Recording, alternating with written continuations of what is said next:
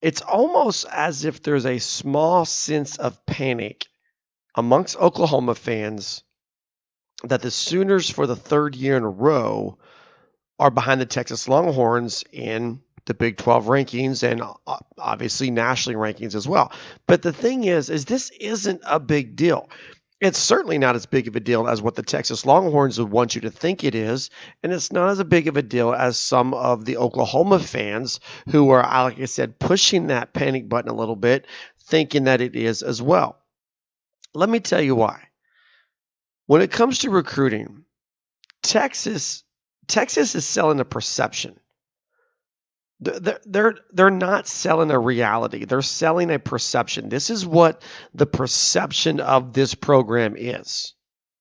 That's why they had to borrow trophies from other sports programs within the Texas Athletic Department to do their National Signing Day video. Did you see all those Big 12 championship trophies that were lined up behind all these Texas players?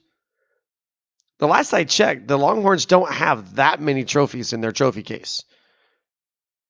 But they're trying to sell a perception. That's why you're hearing from Texas that winning the Alamo Bowl is equivalent or greater than playing in the college football playoff. And so you're going to hear Joe Texas fan, and you're going to hear the coaches, and you're going to hear the recruiting coordinators try to sell the fact that Texas is a program on the rise, which how many years in a row has this been now?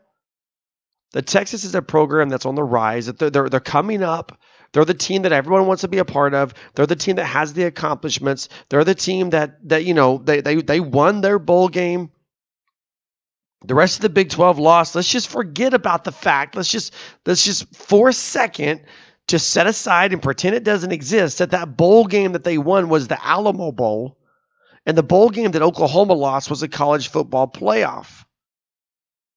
And there is not a plane outside of Austin, Texas, in which those two things carry equal weight.